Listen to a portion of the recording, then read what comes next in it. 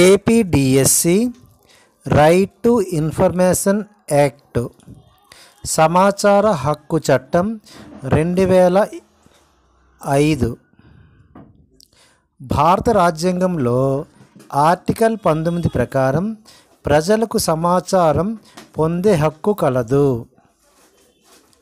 భారత రాజ్యాంగంలో ఆర్టికల్ 19 ప్రకారం ప్రజలకు సమాచారం పొందే హక్కు కలదు. ప్రజాస్వామ్యంలో ప్రభుత్వం యొక్క పారదర్శకత పెరగాలంటే, జవాబుదారీతనం తీసుకురావాలంటే అధికార యంత్రాంగాలు అదుపులో ఉన్న సమాచారాన్ని పొందడం ప్రజా హక్కు. దానికోసం వచ్చినదే ఈ సమాచార హక్కు చట్టం 2005. ప్రపంచంలో తొలిసారిగా ఈ చట్టాన్ని చేసిన దేశం స్వీడన్ 1976లో. 57వ దేశంగా భారత్ ఈ చట్టాన్ని తీసుకువచ్చింది. ఈ చట్టాన్ని 2005 మే 11న పార్లమెంటు, 2005 జూన్ 15న రాష్ట్రపతి ఆమోదించారు. ఈ చట్టాన్ని 2005 మే 11న పార్లమెంటు, 2005 జూన్ 15న రాష్ట్రపతి ఆమోదించారు. 2005 అక్టోబర్ 12 నుండి ఈ చట్టం అమల్లోకి వచ్చింది. 2005 అక్టోబర్ 12 నుండి ఈ చట్టం అమల్లోకి వచ్చింది. ఈ చట్టంలో 6 చాప్టర్లు కలవు. మొదటి చాప్టర్ ప్రాథమిక అంశాలు. దీని సమాచార హక్కు చట్టం 2005 అంటారు. ఈ చట్టం 2005 అక్టోబర్ 12 నుండి జమ్మూ కాశ్మీర్ మినహాయించి దేశమంతటా అమల్లోనికి వచ్చింది. ప్రభుత్వం అంటే కేంద్రం, రాష్ట్ర, స్థానిక ప్రభుత్వం.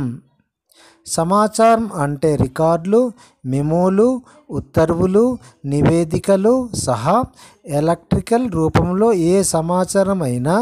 సమాచార హక్కు అనగా పత్రాలు, రికార్డులను తనిఖీ చేసే హక్కు, వాటి నకలు తీసుకోవడం, ఉన్న సమాచారాన్ని ఎత్తి రాసుకోవడం. ఎలక్ట్రిక్ రూపంలో ఉన్న ఏ సమాచారమైనా పొందడం. చాప్టర్ 2 సమాచార హక్కు, అధికార యంత్రాంగ నిధులు. ఈ చట్టంలోని నిబంధనలకు లోబడి పౌరులందరికీ సమాచారం పొందే హక్కు ఉంటుంది. అందుకోసం అన్ని ప్రభుత్వ యంత్రాంగాలు సక్రమంగా రికార్డు నిర్వహించాలి. ప్రతి ప్రభుత్వ కార్యాలయంలో పౌర సమాచార అధికారి ఉండాలి. సమాచారం కావలసిన వ్యక్తి భారత రాజ్యాంగం గుర్తించిన ఏ భాషనైనా సమాచారాన్ని కోరుకోవచ్చు. సెక్షన్ 4(1) ప్రకారం సమాచారం దరఖాస్తు అందుకున్న తర్వాత 5-30 రోజుల్లో సమాచారం సెక్షన్ 6(1) అందించాలి.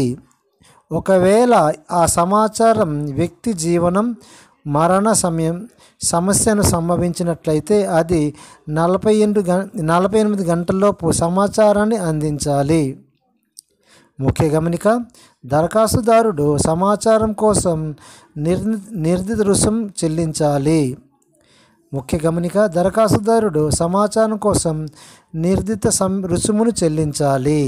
ఆ రుసుము ఈ క్రింది రూపంలో చెల్లించవచ్చు: 1 నగదు, 2 చెక్కు, 3 చలానా, 4 పోస్టల్ ఆర్డర్, 5 కోర్టు స్టాంపులు, 6 డిమాండ్ డ్రాఫ్ట్.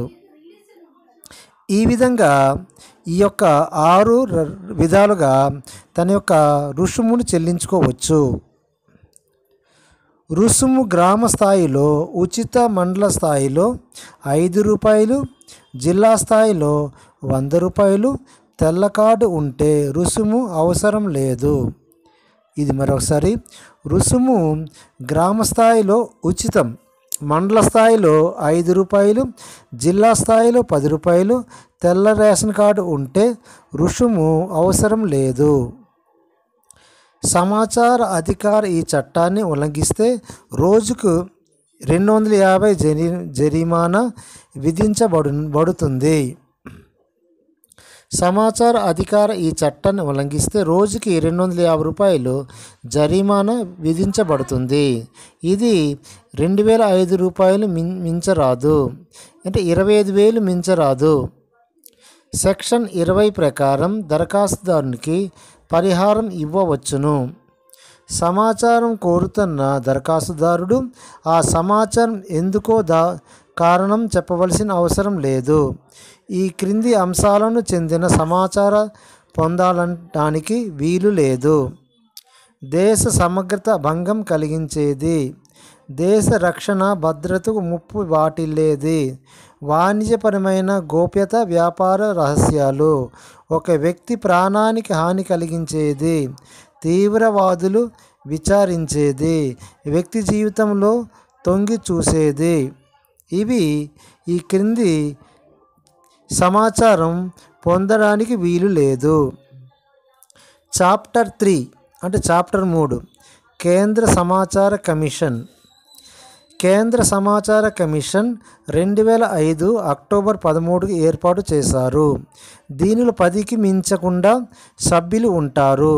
వారి పదవీ కాలం 5 సంవత్సరాలు లేదా 65 సంవత్సరాలు. వీరికి చీఫ్ ఎలక్షన్ కమిషనర్ వర్తించే జీతభత్యాలు వర్తిస్తాయి. వీరికి రాష్ట్రపతి ప్రధానమంత్రి లోక్సభలో ప్రతిపక్షంగా సలహాల మేరకు నియమిస్తారు. వీరికి రాష్ట్రపతి ప్రధానమంత్రి లోక్సభ ప్రతిపక్ష సలహా మేరకు నియమిస్తారు. వీరిని రాష్ట్రపతి తొలగిస్తాడు. నేరం రుజువైతే వీరిని రాష్ట్రపతి తొలగిస్తాడు. దీని ప్రకారం కార్యాలయం ఢిల్లీలో కలదు.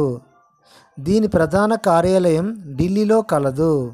దీని విధులు సమాచార హక్కు చట్టం కింద సంక్రమించిన అధికారులను చలాయిస్తుంది. ఈ హక్కు చట్టాన్ని పర్యవేక్షిస్తూ ఏ అధికారి అయినా సమాచారం ఇవ్వకుంటే అతనిపై చర్య తీసుకోమని ప్రభుత్వానికి సిఫార్సు చేసింది. కమిషన్ తన వార్షిక నివేదిక కేంద్ర ప్రభుత్వానికి సమర్పిస్తుంది. ఈ నివేదికను పార్లమెంట్ పరిశీలనకు ఉంచుతారు. చాప్టర్ 4 రాష్ట్ర సమాచార హక్కు కమిషన్.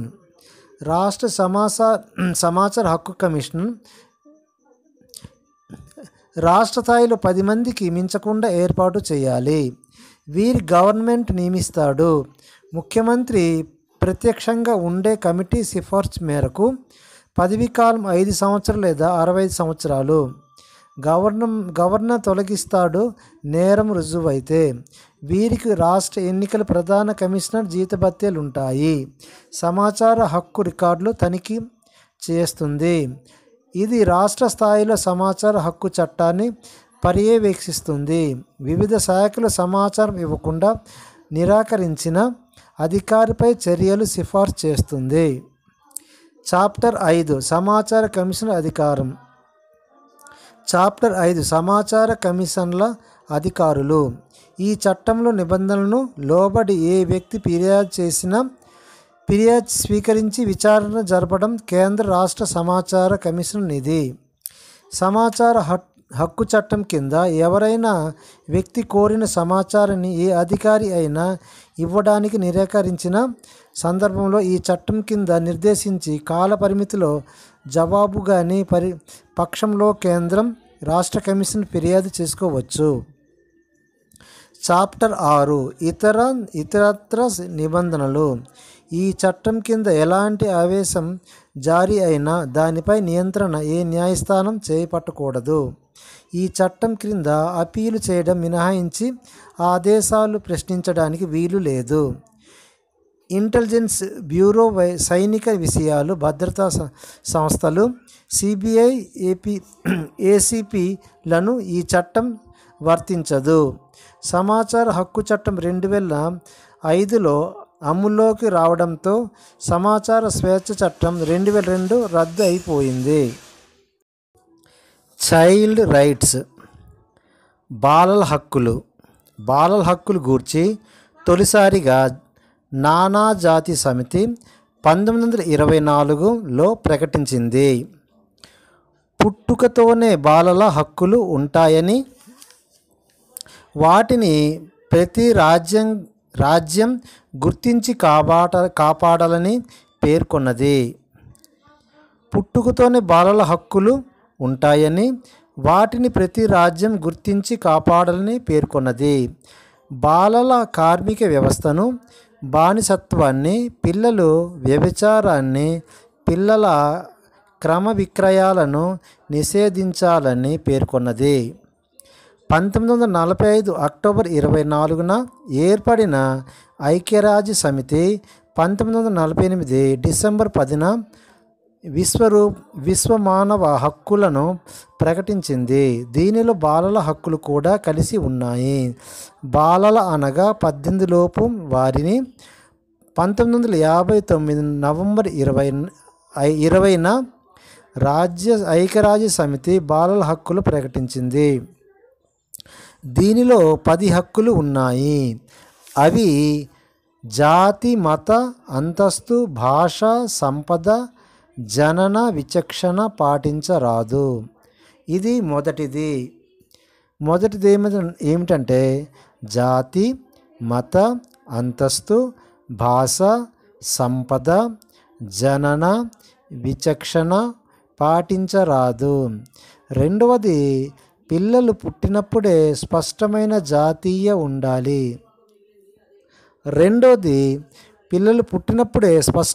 జాతీయత ఉండాలి. మూడవది, పిల్లలకు ప్రత్యేక రక్షణ కల్పించాలి. నాలుగవది, పిల్లలకు సాంఘిక భద్రత, ఆరోగ్య సౌకర్యం కల్పించాలి. ఐదవది, వికలాంగులకు, అనాథ పిల్లలు విద్యా రక్షణ కల్పించాలి. ఆరోది, ప్రాథమిక దశ వరకు పిల్లలకు ఉచిత విద్య అందించాలి. ఏడవది, పిల్లలు తల్లిదండ్రులకు సంరక్షణలో సక్రమంగా పెంచాలి. ఎనిమిదవది, పిల్లలకు జాతి మతాలకు దూరం పెంచాలి. తొమ్మిదవది, రక్షణ ఆపద సమయంలో పిల్లలకు ప్రధాన స్థానం కల్పించాలి. పదవది, చివరిది, పిల్లలు నిర్లక్ష్యంగా దోపిడీకి గురి కాకుండా చూడాలి.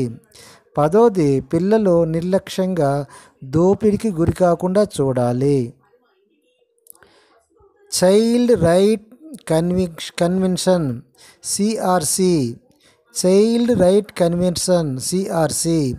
1979 సంవత్సరాన్ని ఐక్యరాజ్య సమితి బాలల హక్కుల సంవత్సరంగా ప్రకటించింది. 1979 సంవత్సరాన్ని ఐక్యరాజ్య సమితి బాలల హక్కుల సంవత్సరంగా ప్రకటించింది. 1979 సంవత్సరంలో ఐక్యరాజ్య సమితి ఐర్లాండ్ దేశంలో సమావేశమై బాలల హక్కులపై ఒక ముసాయిదాను రూపొందించింది. నవంబర్ 20న బాలల హక్కుల పరిరక్షణ దినంగా జరుపుకుంటారు. సిఆర్సి 1990లో సెప్టెంబర్ 2 నుండి అమల్లోకి వచ్చింది.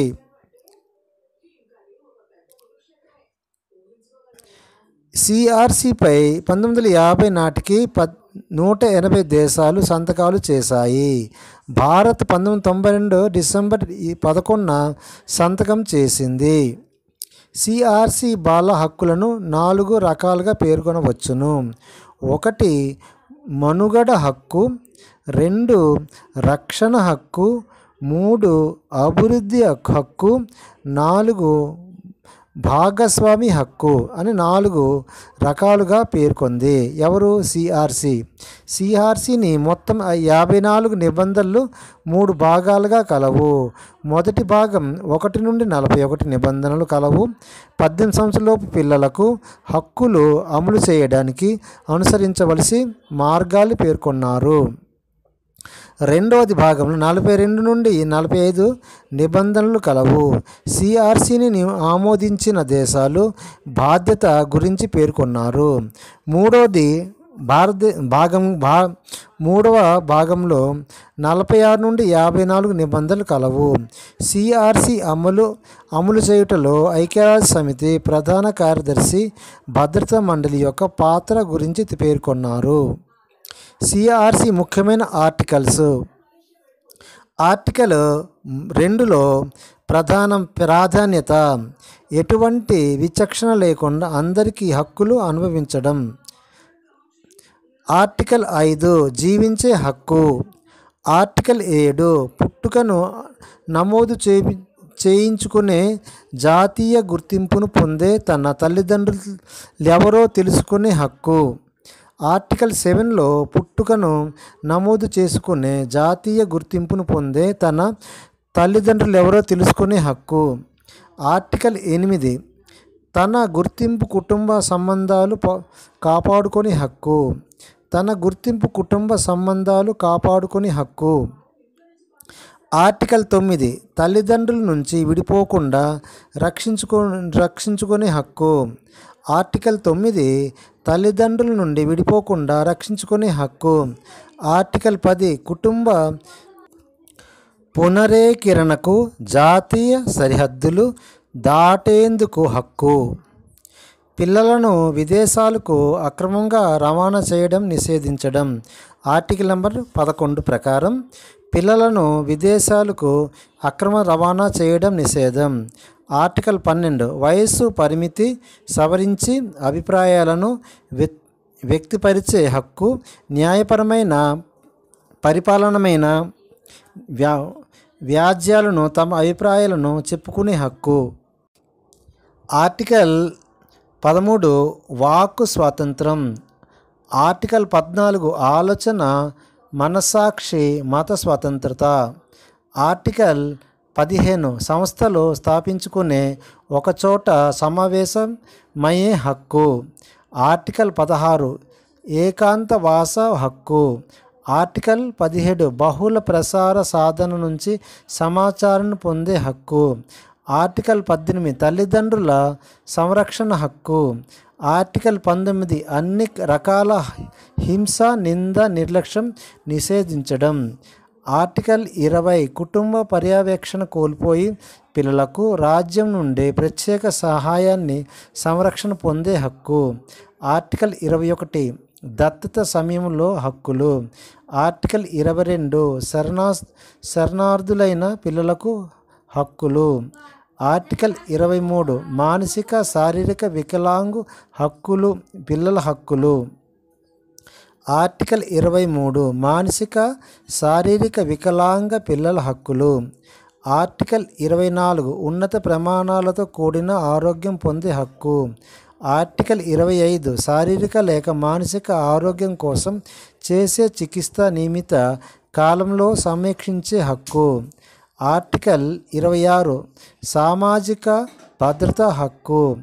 ఆర్టికల్ 27 తగు జీవన ప్రమాణాల హక్కు. ఆర్టికల్ 28 విద్యా హక్కు.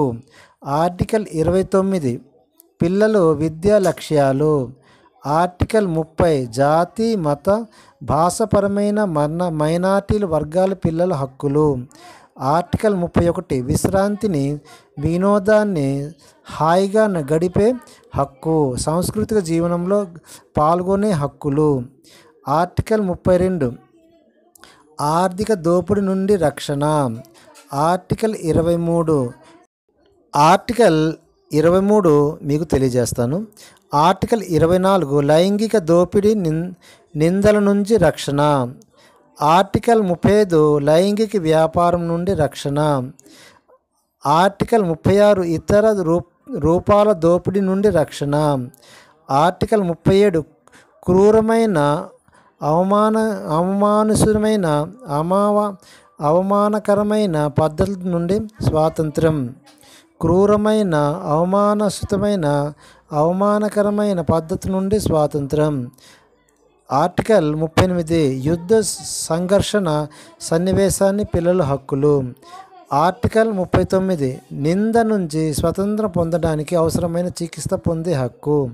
ఆర్టికల్ 40 క్రిమినల్ న్యాయం నుండి నేరాన్ని మోపబడ్డ పిల్లల హక్కులు. ఈ విధముగా సిఆర్సిలోని ముఖ్యమైన ఆర్టికల్స్ మీకు తెలపబడింది.